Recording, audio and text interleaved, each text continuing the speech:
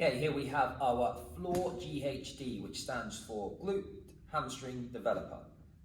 As you can tell, it's going to be working your bum, your glutes, your hamstrings, but there are other exercises that we can add into this as well. Now, the main moving parts on this are the pins, pulling them out, sliding up and down, ensuring that it clips in, and another pin that will just move the pad backwards and forwards. Now, we need this at different heights depending on what exercise we are doing. Now, we're going to start with a basic glute exercise that I will show you.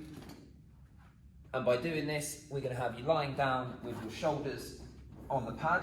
Now, you'll see a lot of people adding a bar or adding a weight to this, but if I show you the body weight version, we're going to sit your heels into the floor and we are going to push up from the hips and extend. When we hit the top part, your glutes or your backside should be fired up and tensed, and then we drop back down and push from there. Now that is going to hit, as I mentioned, your bum and work from there. You can put a bar across you, you can use a kettlebell, you can use a weight, you can use a dumbbell, whatever you see fit. You can also put resistance bands around the handles to add some resistance. So here we have the hamstring version of the exercise that I've mentioned. Now this one is called a Nordic curl, and we're going to make sure that we've wedged in our feet and the pad has been pushed back quite far, just so that we're not restricted by the larger pad on the machine. From here, nice and upright, and using your heels to dig into the pads, you are simply just going to lower yourself nice and slowly, taking the strain in the backs of your legs and then pushing yourself back up.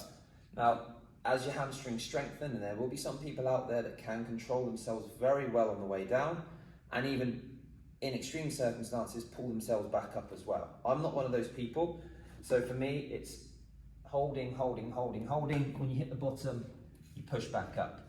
Now, anyone that does want greater resistance can again put resistance bands looped around, and that will pull you down that bit harder and make it more difficult. It's an advanced exercise for the backs of your legs, and it is one that will make you slightly sore the next day if we do a lot of it, but a great exercise to finish up if you'd really like to target those hamstrings. We're going to go straight in and show you what are called some GHD sit-ups. For this, we want a very slight bend in the knees and we want the pad quite far back. Again, for me, it just happens to be the same distance as the Nordic curls were, and we want your backside to be sat on the edge of the pad. We don't want you here, we want you quite far back, and for this one, all we're looking for is a lowering of your body over the head, touch the floor, and squeeze back up. Over and squeeze back up.